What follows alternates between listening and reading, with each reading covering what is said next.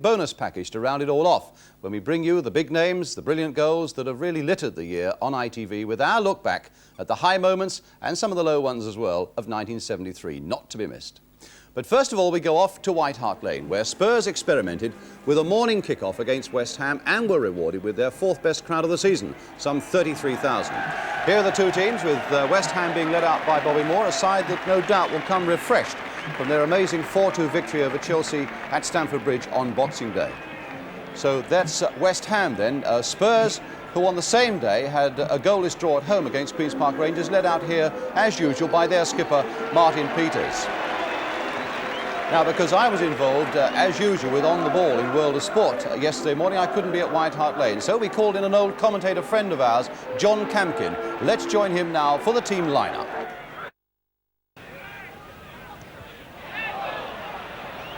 It was Moore. Out to McDowell. Headed on by Perryman, coming in into Padden. Padden number 8. Lampard 3. Inside to Moore. First time pass by Moore to Gould. Back, and Padden hitting that one aimlessly, rather, I thought. That's Taylor putting it back. Naylor putting it out. McGivern.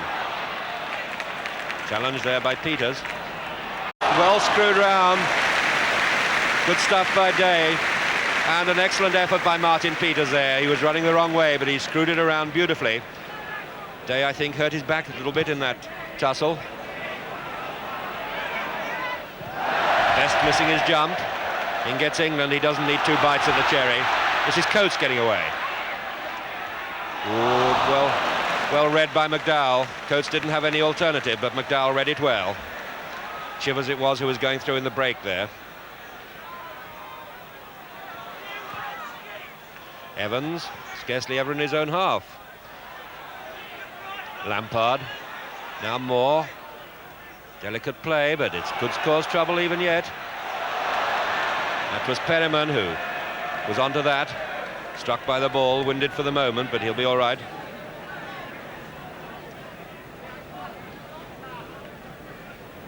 Day has been by far the busiest.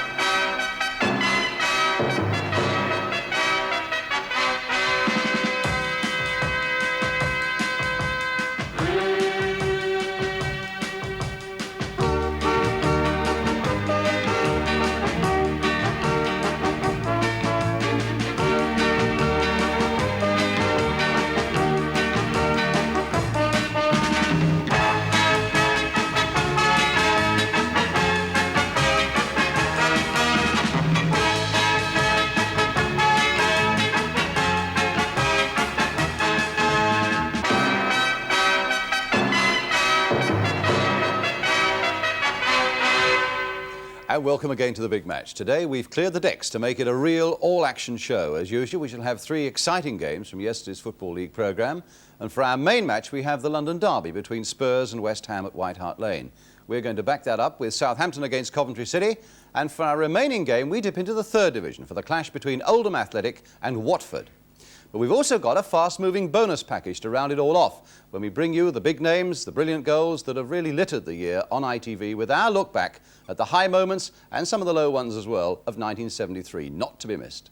But first of all, we go off to White Hart Lane, where Spurs experimented with a morning kick-off against West Ham and were rewarded with their 4th best crowd of the season, some 33,000. Here are the two teams, with West Ham being led out by Bobby Moore, a side that no doubt will come refreshed from their amazing 4-2 victory over Chelsea at Stamford Bridge on Boxing Day. So that's West Ham then. Spurs, who on the same day had a goalless draw at home against Queen's Park Rangers, led out here, as usual, by their skipper, Martin Peters. Now, because I was involved, as usual, with On the Ball in World of Sport yesterday morning, I couldn't be at White Hart Lane. So we called in an old commentator friend of ours, John Campkin. Let's join him now for the team lineup. And so to the Tottenham side, hoping today for the victory, which will lift them clear, at least temporarily, of the relegation zone. Most of the familiar names are there, but of course 2 important changes from the side that drew 0-0 with Queen's Park Rangers here on Wednesday. At number 3, no Cyril Knowles, he's injured, so young Terry Naylor comes in the left-back position. But perhaps more important, and here he is, Big Martin Chivers is back in the middle after a week of controversy. Relegated to the substitutes bench on Wednesday. He came on for the last few minutes, but he's still Tottenham's leading goal scorer with 8 league goals this season and could well trouble this West Ham defence. West Ham, of course, 21st in the league, anxious to consolidate on that rather remarkable away win at Chelsea on Wednesday, 4-2. They have the same side, except that they're without Trevor Brooking at number 4. They're experienced and near England class right half, but they do have Billy Bonds back after 2-match suspension to replace him. The man their hopes will be pinned on this afternoon. Here he is, Clyde Best, the big Bermudian, who scored 2 of those 3 goals in 10 minutes at Chelsea, and they're hoping that's going to give him the confidence in turn to trouble the Tottenham defence. The referee today, Mr. Ken Stiles from Barnsley. For him, a bit of the first after 13 years on the Football League list. One of our most experienced officials. He's paying his first ever visit to White Hart Lane. The crowd, not a great one, but all set for the kick-off now.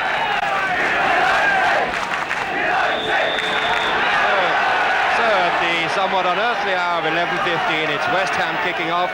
West Ham in those light shorts, attacking the goal to our left. Tottenham on the move now in the dark shorts, and there's Chivers going on his first run. Quite easy for Mervyn Day to come out and pick that one up. Best not controlling that perhaps as well as he would have liked, but McDowell, and once again England having to push that one into touch. Back to Taylor, and Taylor all the way back to his goalkeeper.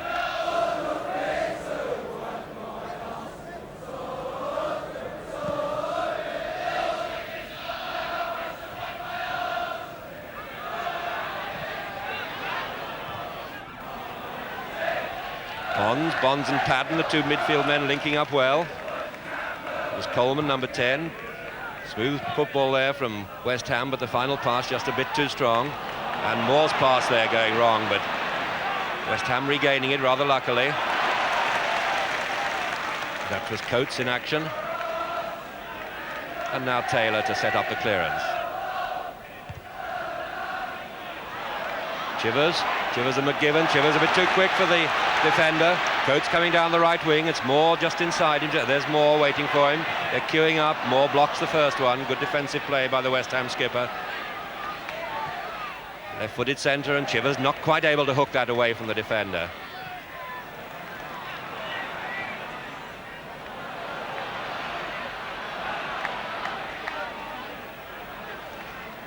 That was Pratt trying to get away on the left.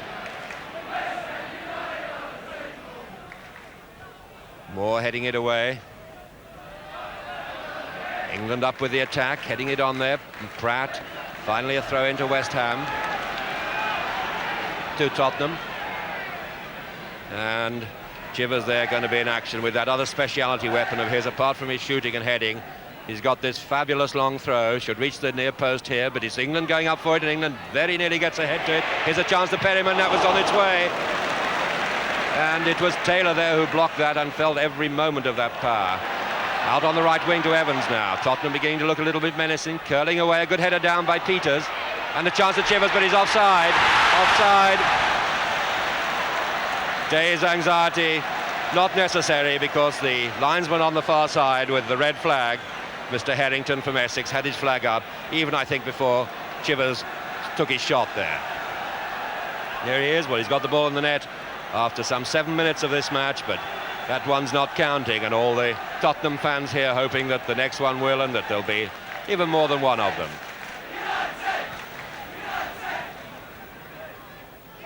And Gould there just having a chance, but good covering there by Naylor, number 3.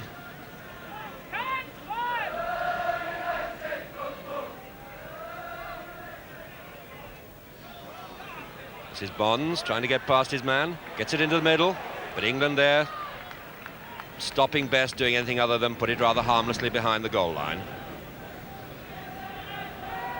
England there, who's clearly going to follow Best throughout the whole of this match, while Beale looks after Gold. That's the twin thrust in the West Ham side. Good header on by Gilzina, chance here to Chivers, can he get his shot in? He's got Evans outside him, that's where it'll probably go. Good pass, and a good chip across there, and a good save. It was Peters who rushed there, the goalkeeper. Young Day taking that very well.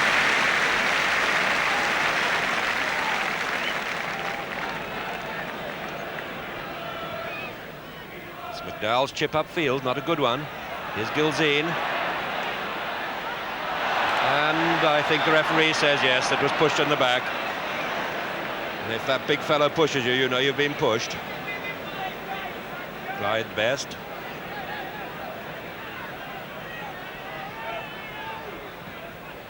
Good ball out to Evans. Evans back to Beale. And that's going up for Gilzean's head. See how well he takes that one, and that was very nearly a goal. That was Peters again getting in there. That's twice within the space of 60 seconds. Peters was been within inches of a goal. But that was a classic example of Gilzean's great, tremendous power and skill in the air. And Peters, of course, Peters reading it absolutely perfectly.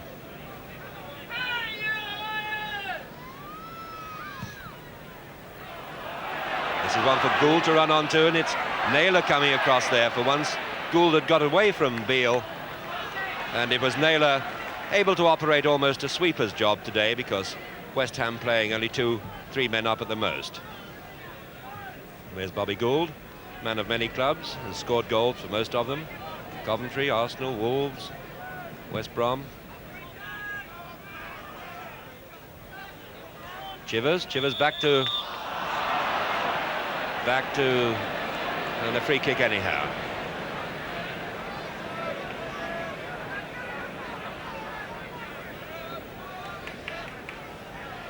Perryman throwing it forward to make a bit of ground. Gilzean on the far side of the penalty area. Peters behind him. Chivers at the near post. Peters gets a header in there. Bobby Moore gets it away. Pratt getting onto it. Another chance here, and this is a dangerous one. That was full-back Evans up there. Evans having a most adventurous game at right back. As in, there he is, Ray Evans. He's only scored 1 league goal this season, but he came within millimetres, in common market language, of getting a second one there. Perhaps he was inches away. Best and England winning it yet again. It was Moore. Out to McDowell. Headed on by Perryman, coming only to Padden. Padden number 8. Lampard 3. Inside to Moore. First time pass by Moore to Gould. Back, and Padden hitting that one aimlessly, rather, I thought. That's Taylor putting it back. Naylor putting it out. McGivern. Challenge there by Peters. It's going to be a throw in. Taylor's pass a little bit too strong for Lambert.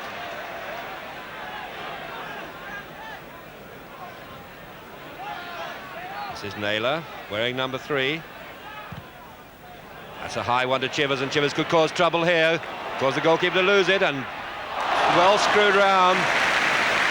Good stuff by Day, and an excellent effort by Martin Peters there. He was running the wrong way, but he screwed it around beautifully. Day, I think, hurt his back a little bit in that tussle. Best missing his jump. In gets England. He doesn't need 2 bites of the cherry. This is Coates getting away. Ooh, well read by McDowell. Coates didn't have any alternative, but McDowell read it well. Chivers it was who was going through in the break there. Evans, scarcely ever in his own half. Lampard, now Moore. Delicate play, but it could cause trouble even yet. That was Perryman who was onto that. Struck by the ball, winded for the moment, but he'll be all right.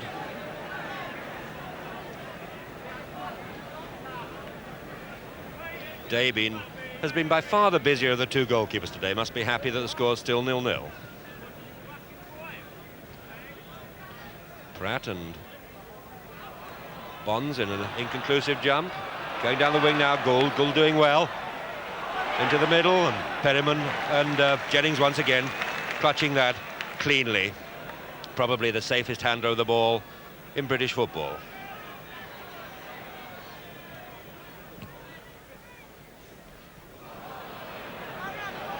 "17 minutes to go to half-time then, and although Tottenham very much in top in this game, still no score. Here it comes again. Good ball by Perryman, out to Evans. Evans playing almost as an orthodox right winger, so great is the Spurs' dominance. Back to Coates. Coates up to the far post, and a good one in, and a chance here now to Gilzean. Good covering by McGivern, and this time it's by number 4. Goal kick. That was Pratt turning quickly on it. John Pratt Came very close to scoring there. But once again, all that menace came from the raiding down the right wing of fullback Roy Evans. Ray Evans, I think it might pay West Ham to put a man on him. He's really causing quite a lot of trouble. There he is. Once again, England winning it in the air. He's got a 100% record. And adding another one to it, 101%. Number 2 is Evans. That's Moore trying to get in. Push back, Evans once again attacking on this right wing. Causing a lot of trouble. Coates. Good centre by Coates. Up at the far post, and what a fine header. An excellent header by Peters. And young Day there, fully earning his wages this week. 3 times Martin Peters has been within inches of goal in this half, but that's the first time really that Day's had to make a save.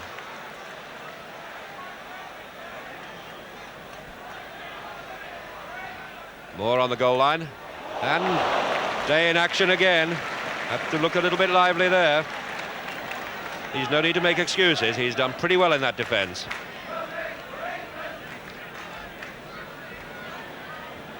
Essex youngster came into the side earlier this season when Ferguson went out. Looks as if he's come to stay. Another in-swinger, and this time he could only palm it away. And an indirect free kick for obstruction. That was Pratt coming in, trying to get on the end of that push away, and it was Bonds who got in his way. So we're going to have one of these exciting situations where we have an indirect free kick some 2 yards inside the penalty area. Moore having to marshal that defence.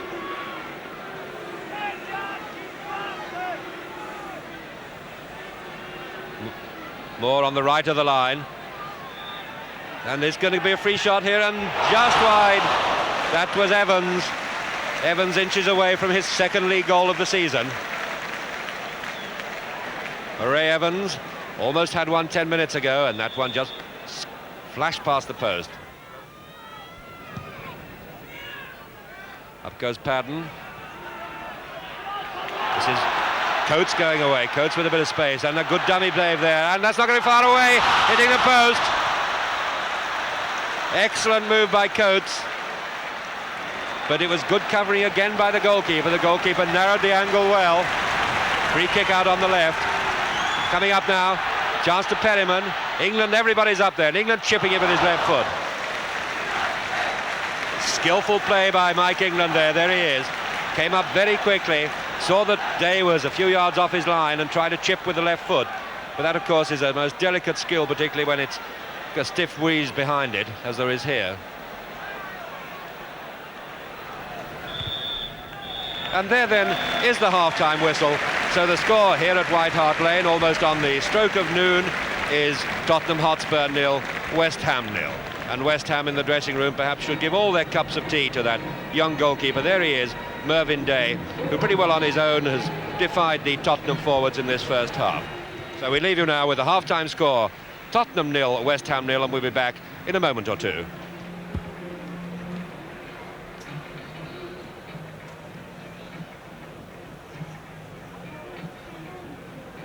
30-second roll to part 2 coming up in just a minute.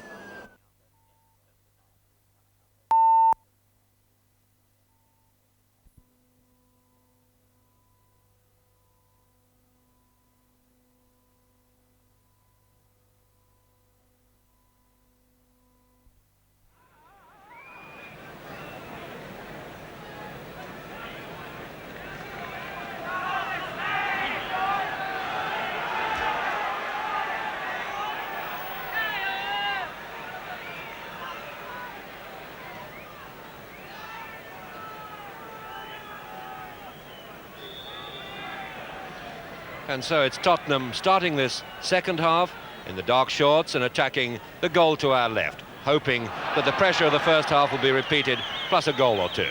It'll be interesting to see whether West Ham change those tactics. That was Chivers going in there with Taylor, number 5, corner kick. A bright and promising start to the second half then. Pratt going out to the right to take the corner kick. There's Chivers, there's Pratt. Looks like an outswinger away from the goalkeeper, that's what it is. But too far away from the goalkeeper. And offside in the penalty area. Gilzean and Peters, both of them, I think, as that lob came back from Naylor. Moore coming away. He's got outside him, he's got Coleman, but he tries a difficult pass, but it's not a bad one. It's an extremely good one. To Gould coming inside, and Gould trying a shot there. Although he's had so many clubs, 6 clubs I think, Bobby Gould is still a very, very dangerous centre-forward with a fine scoring record. Here's Naylor, once again, you see all the time in the world for the defenders. No challenge. Good ball by Chivers, he finds Pratt. Pratt might have a shot here, and it's not a bad one, not a bad one. Tried well. That came directly from Naylor, the Tottenham defender, being able to carry the ball as far as he liked and to pick a target up front. The target was Chivers, who did well to get it back to Pratt. Pratt acknowledging the pass there. Number 4, John Pratt. This is Coleman.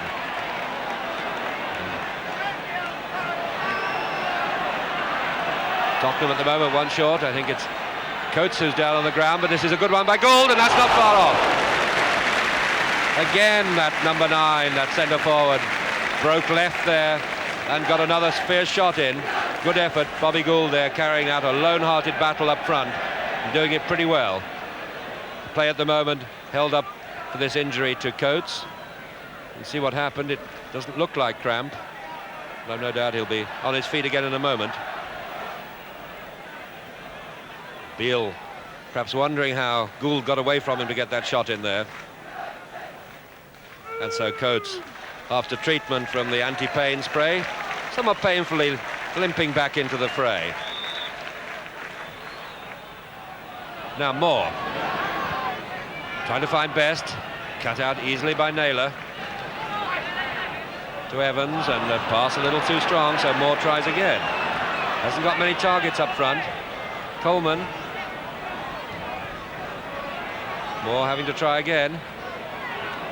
Given. It's gone from one side of the pitch to the other. 5 passes so far strung together, 6.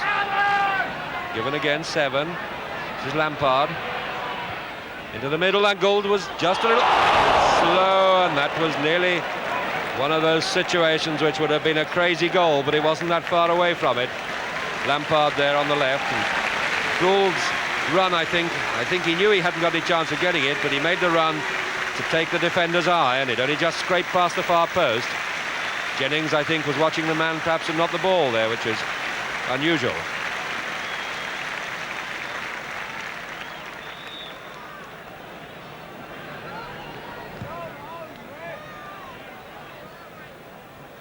Moore beaten in the air, and Gilzean coming away with it on the ground. Going down the left is the Tottenham substitute now, who's just come on, Mackay. Crept on when we didn't notice, McGrath, and over on the far side is Coates limping off, as I think was inevitable. And there is young Chris McGrath, 19 years old. There goes down Coates into the dressing room. He's played his part for the first hour. And number 12, Chris McGrath, who played in Chivers Place on Wednesday.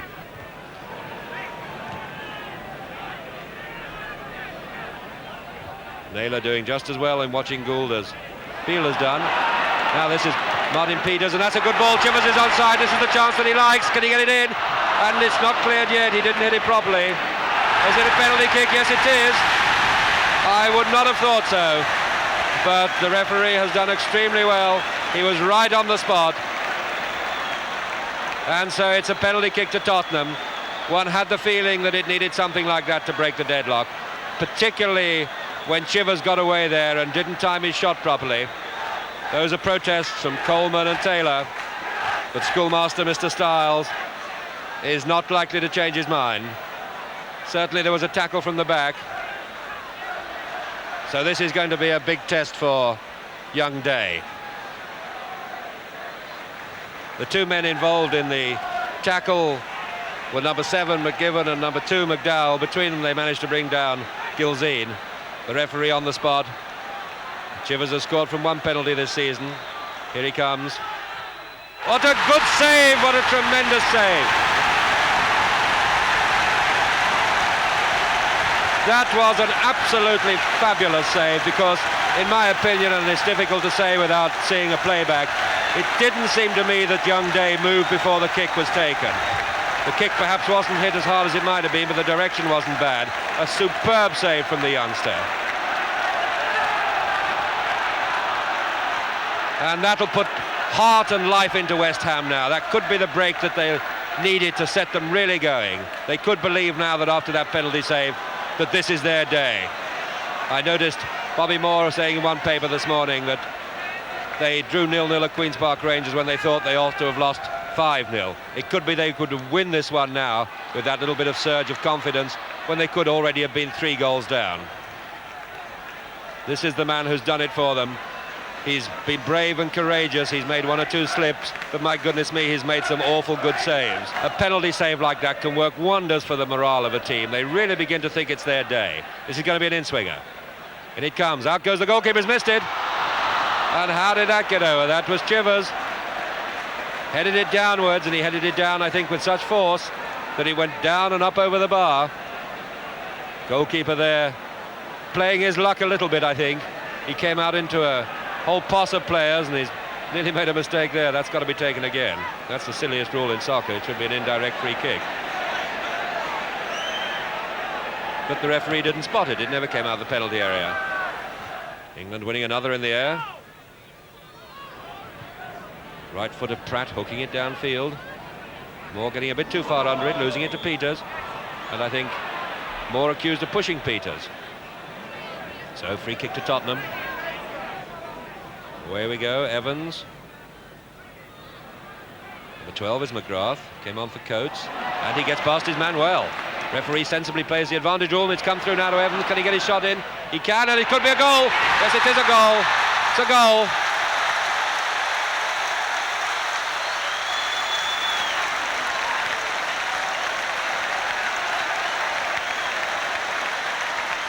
And so the gallant Day is beaten in the end.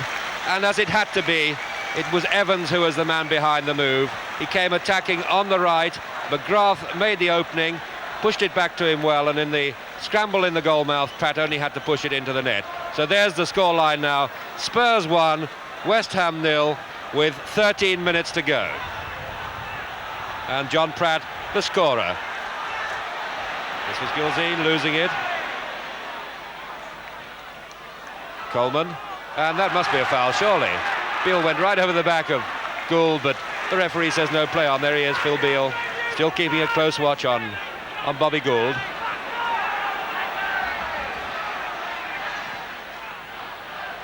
The crowd below told Gould not to complain, not to appeal for a foul there, but like most crowds, they don't know much about it. But here's Chivers, can he get onto it? McGivern.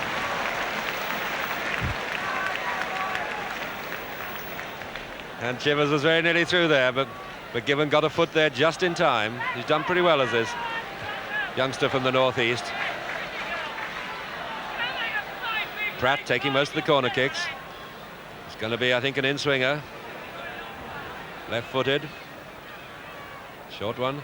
Pushed inside, and it's going right across the goal. And my goodness, that was a double touch needed that, I think. Goalkeeper Day just got his hands to it, and certainly Lampard got his head to it at the far post. That was a cracking sort of shot.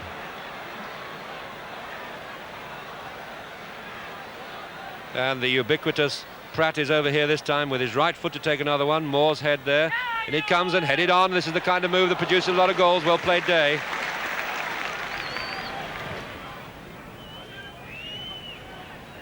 Like a free kick there with a bit of barging before Gould could go up. He appeals to the referee, but he's certainly not going to have his appeal answered.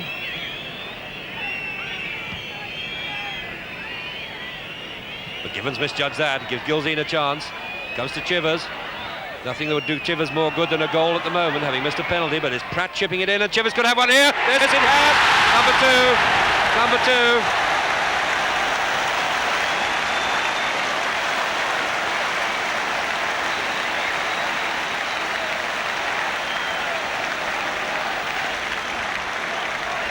So there's the scoreline. Spurs 2, West Ham 0. The goal scored by Chivers, a gliding header, just the tonic he needed after missing 2 or 3 chances earlier in this half. But once again, the man behind it was the midfield dynamo John Pratt, a perfect chip forward which set it up. But Chivers grateful to score his 10th league goal, his 9th league goal of the season. And here he is intercepting again, and being intercepted and getting a knock for his pains. Gilzine and the men flee on the right, the white shirts free on the right, Chivers outside, Peters going forward, this could be number 3, hit it, and bang he does, but not very well. The kind of shot of a man whose full confidence hasn't returned despite the goal. He could have taken it forward, he banged it a bit, but certainly Tottenham played now with far greater fluency than West Ham. And there, with 2 minutes of extra time, is the final whistle from referee Stiles. And there, John Pratt, the man who perhaps has done more for this Tottenham victory than any other, scored the first goal, made the second, and dominated the midfield. Between them, the 2 goal scorers go off together. Chivers restored to the side today, mighty glad to get that late goal to erase the memory of a penalty miss and 1 other miss too. So Tottenham moving away now from the relegation area, well deserving their victory. West Ham, very disappointing, I thought. Not much in the way of attack, more firmly than ever, entrenched in the area. So the final score, once again, Tottenham 2, goals in the last 20 minutes from Pratt and from Chivers, West Ham 0. And so from White Hart Lane, let's go back to Brian Moore in the London Weekend studio. So valuable points there for Spurs, and West Ham still rooted 1 off the bottom of the First Division table, and things I suppose could have been very much worse for them again yesterday, but for the brilliance of their 18-year-old goalkeeper Mervyn Day. And of course his high point was saving that penalty from Martin Chivers. I noticed that Martin was talking to pressmen afterwards, saying he couldn't understand what a great save it was. He must have moved. Well, that's how you saw it during the match itself. Now we get a chance to look at it again, this time in slow motion, and we stop it at the point of impact there, and you can see that Mervyn Day's body is swaying, which is quite all right. His feet, to me, seem to be rooted to the ground still, and so that not only is a brilliant save, it's also a legal one as well. I hope that clears it up for all the doubting Thomases. I hope it clears it up for Martin as well. Our next match today, though, takes us into the 3rd Division, and it's Oldham against Watford. Oldham stood 8th in the table yesterday morning, and Watford 16th, that's before the game. So the odds were on Oldham Athletic, quite obviously. So there we are, Oldham against Watford, covered by Granada, commentator Gerald Sinstadt, and Oldham are in the dark strip. Nod by Morrissey, and Wood, a more interesting clearance this time. But a quick double back by Butler saves the day for Watford. Scullion.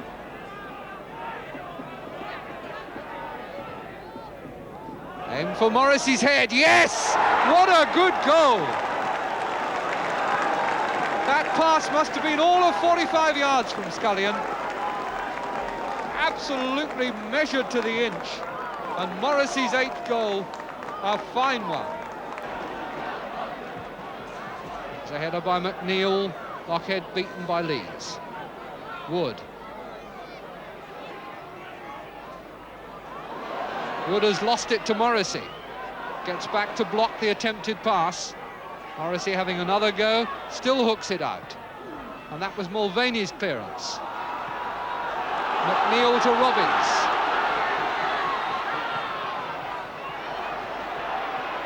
Robbins still going. Good tackle by Butler. Wood. Jones!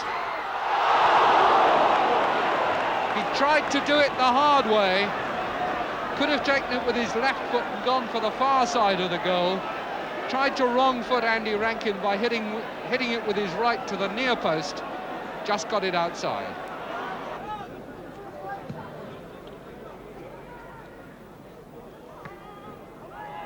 Wood. It's for Jennings. Morgan. Scullion has gone on a run, but Morrissey slipped, and Oldham have it through Whittle. There's one for Garwood to chase. Got Keane leaning on him, and Keane wins it with a very clean tackle. Morgan. Craker forward to Scullion. On to Morrissey.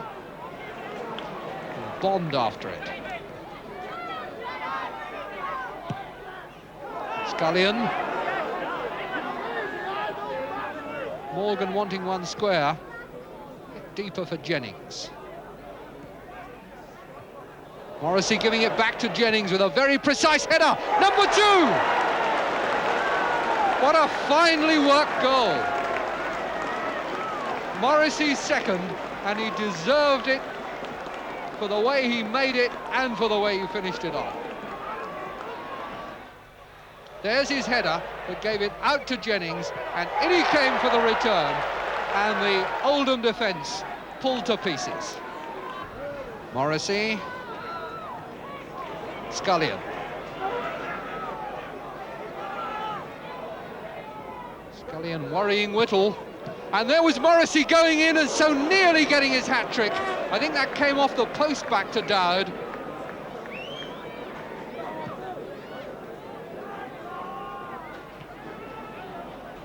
Robbins to McVitie.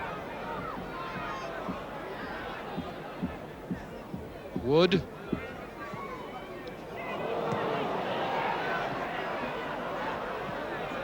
Morrissey turning it on for Jennings. Out to Scullion. Morrissey ploughing hopefully through the middle and coming in to meet this now. And he's penalised for a foul. Or has the referee given a penalty? I think he's given a penalty for the foul on Morrissey by Mulvaney. Yes, he has. Now, will Morrissey be allowed to take the kick to complete his hat-trick? It looks as though he will. Still has Dowd to beat, of course. I don't think Watford have scored from the spot this season. But Morrissey now can make it 3. Without any trouble at all. So 3 goals for Pat Morrissey. Well, we don't often get a chance to see Watford in action. How nice that we can catch up on them on a day when clearly their form is very high indeed. And our congratulations to Pat Morrissey on his hat-trick. Our next action, I'm sure, will also please a lot of viewers from the South Coast who've been writing to me asking to see Southampton on the big match screen. Well, there's a chance now as they face Coventry City at the Dell. The match was covered by Southern television cameras. The commentator is Gerald Williams, and Southampton are the team in the stripes. Jim Steele, the Scotsman, formerly of Dundee, taking the free kick now for Southampton. Gilchrist nods it to one side.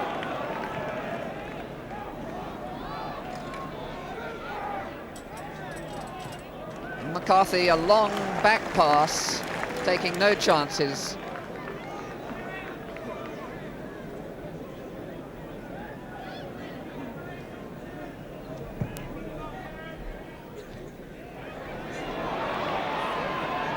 Shannon got 2 men on him, brought down there, yes, it's a penalty!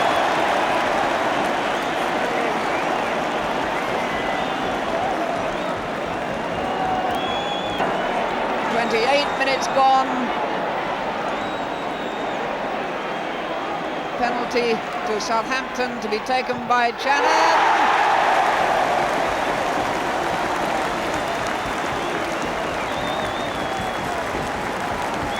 Mick Shannon's 13th First Division goal of the season.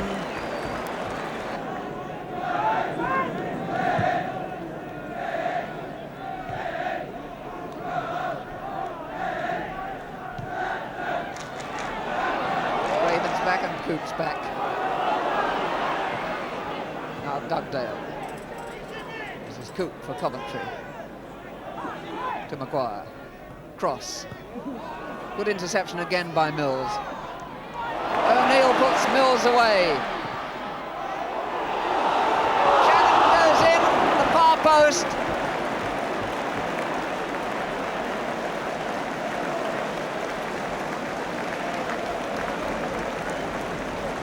Mick Shannon again very hungry for goals, looking for any half chance, the slightest opportunity.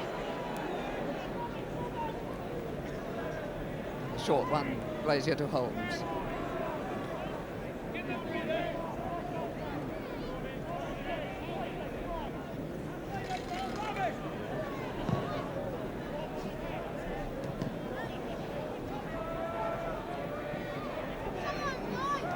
Shannon wriggling his way clear. Look at this man's acceleration. Look at his control.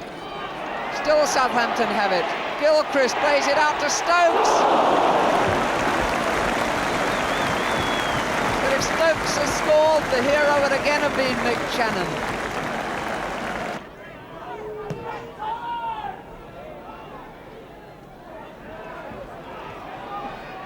Craven up there supporting his own attack. Craven still has possession. That's the sort of control he showed when he was a striker.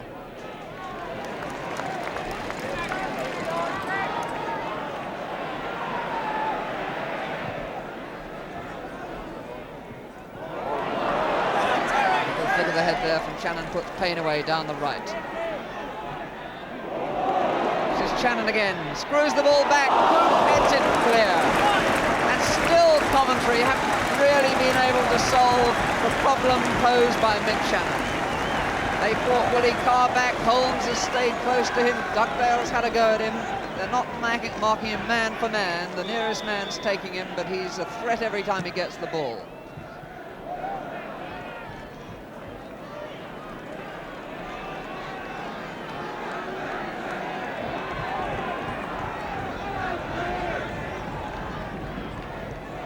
Have left only Alderson up front.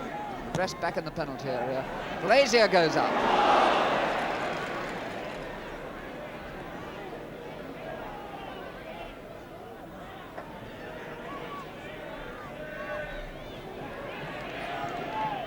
Fisher. This is Shannon again. Gilchrist!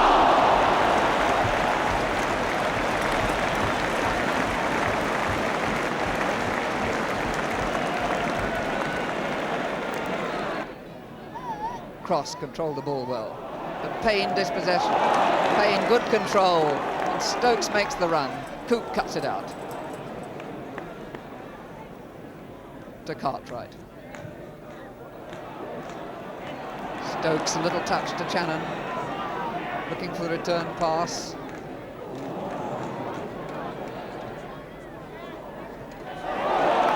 Gilchrist flick.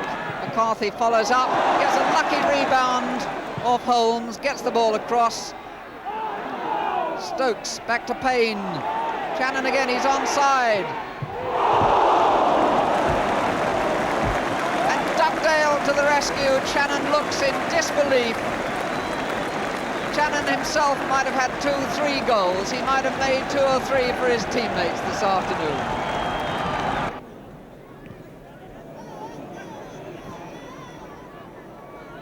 Alderson for Coventry. Steen back to Holmes. This is Maguire.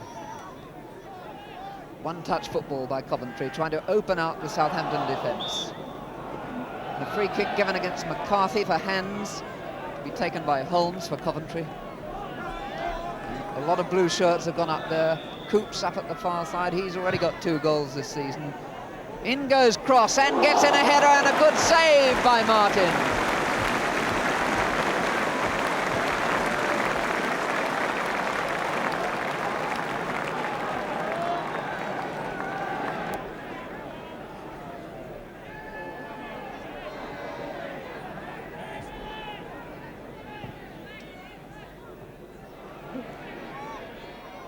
Good skill by Mills. Finds Shannon. Shannon now behind the defence. Gilchrist is up there. Corner.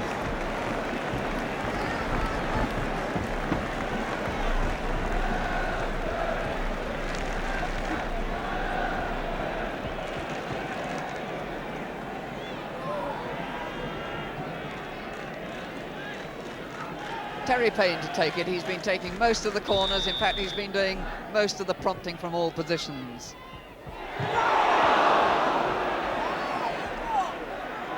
O'Neill miskicks, and McCarthy, that's blocked.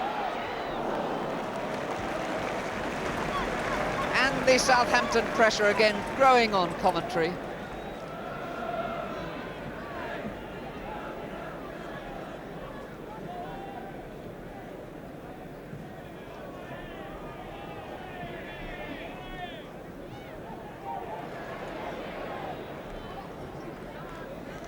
Mills can't stop it, the ball just going off the top of Bennett's head. So it's a corner to Coventry City to be taken, I think, by the substitute. Alan Green takes the corner. Flick by Alderson. Steele dispossessed by Maguire. Maguire gets the ball across. Dugdale's header!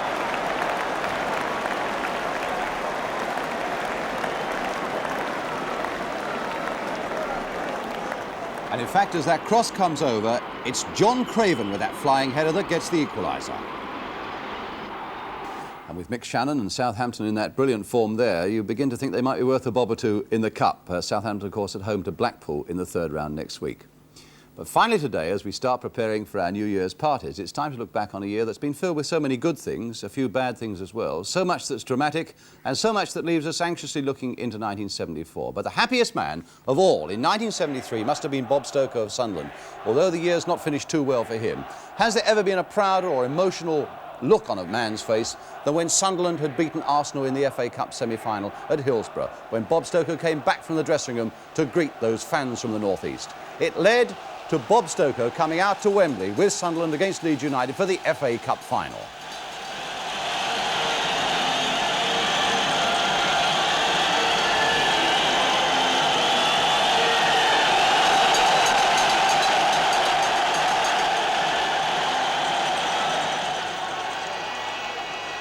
A deep one again. Watson is right in there. So too is Hallam. And Porterfield! Oh, Porterfield has scored! And Sunderland, the underdogs, are in the lead. And I've never seen that before. It's always the captain that they parade around, but today it's the manager, Bob Stoker. The most spectacular moment of 73, well, can you beat those 8 remarkable goals by Bristol Rovers that put paid to Brian Clough's Brighton? Norman Gall. And Gall was quite clearly holding him back, and this is a goal! Yes! And 3 Rovers players up wanting the ball, and there's number 7, Burnley! Now for Jacobs again, hit across their goal. Bannister's header, and there it is, another one. And this is going to be the next one, and it's the hat-trick for Bruce Bannister. There's Warboys, number 5. Warboys, this will be the number 6, I would think, and it is! Is this going to be his hat-trick? It is! And here's Warboys onside, the linesman's kept his flag down, and that's his 4th goal. Enough said. The forecast of the year. We got it from the German aces Franz Beckenbauer and Uli Hoeneß. Who are the big contenders for the World Cup? Yes, I think it's the same. It will be the same World Cup like England, 66. I think it will win a European team, Italy, Netherlands or West Germany. I hope West Germany. And then I think Brazil. And you would agree, Uli, would you, those 4 for the semi-finals of the World Cup? A European nation will win it? Yes, but I mean that Brazil will play a good part. But I think too that the possibilities for a European team are greater than if it is played in South America. What about the golden goal of the year? Don Rogers of Crystal Palace won our title in happier days, and this came against Stoke City at Selhurst Park in the First Division. Hinchelwood with a chance to get away, to give relief to the defence. Rogers now, a touch on for Whittle. Played again for Rogers. Marsh is covering him. But now if Rogers can attack him, he might have a chance. He's got past Marsh, and now he's confronted by another. Rogers again, and a goal! Ron Rogers! His confidence has come storming back.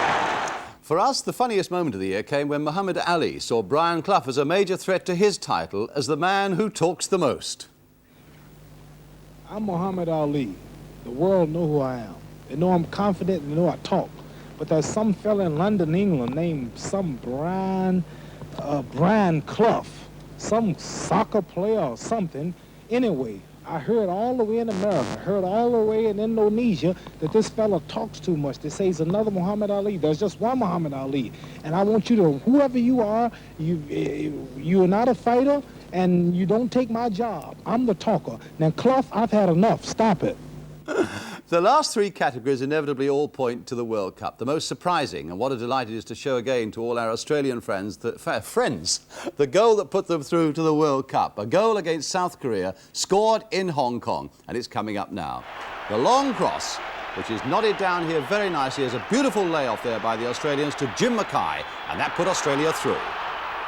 But the saddest was, of course, the elimination of England with Domarski's goal for Poland and the near misses that came so close to putting England through. And I think you'll agree, it's heartbreaking again to look at them now, realising that if only one of them had gone in, England would have gone through. Lato screaming down the right side. Left side rather. Now it's Lato against McFarlane, and the Dockers over there. The shot is on for Domarski. Oh, and he scored! Domarski's got a goal! 1-0 Poland. The tragedy that England might have expected. Peters over the ball. Chip forward on the far post is McFarlane. Must have hit the post. McFarlane. And again McFarlane. And Curry. And far post is Peters. And now Chivers. And again Morgan got in the way of it. And the charge on the bell. McFarlane. Clark's all right. Nearly squeezed one in. Looking for Shannon. And a magnificent save from Tomaszewski. The ball gone. Well robbed by Clark. Chivers and the shot on to Curry. Hughes for Curry to try one. That one's on target. And now Shannon. Wow! Curry against Kasperjak. Done him once. Not a bad cross ball. Chivers. Side by Szymanowski. Tomaszewski's not there. Tomaszewski, an incredible save. Kicked it away. Good ball. Peters. Hunter. Right foot. And he's getting wild out there now. Shannon across. Clarkey. Hughes checks out of that one well. Has he done too much? Curry! Fine ball for him. Far post. And another penalty. He's given it. Tony Curry. And it's off the line and kicked away. Hector. Watch Peters. Gorgon got in the way. Bell. And he cannons away. Saki kicks it off the line. No, it just wasn't to be. But the happiest moment of the year turned out to be the night that Scotland carried Britain's banner into those finals with this victory over Czechoslovakia. Trying to make room. Hits the post! Bremner hits the post! Unbelievable misfortune for Scotland. Still dangerous. Morgan flinging it across. Jordan! It's there! Jordan scores! Referee looking at his watch, coming up to the 90-minute mark. Referee looking at his watch, and that's it! That is it! Congratulations, Scotland. Well done, boys.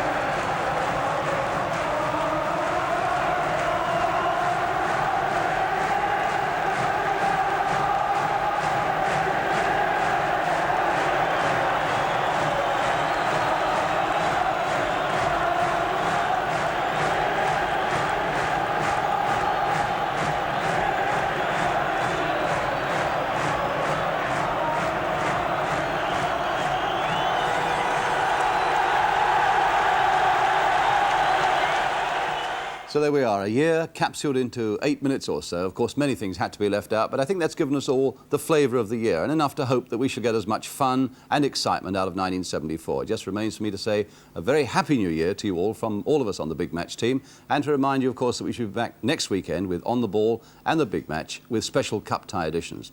We leave you today, though, with what clearly was the most dramatic moment at White Hart Lane yesterday between Spurs and West Ham, when Mervyn Day saved that penalty from Martin Chivers. Chivers is outside. This is the chance that he likes. Can he get it in? And it's not cleared yet. He didn't hit it properly. Is it a penalty kick? Yes, it is. I would not have thought so. But the referee has done extremely well. He was right on the spot.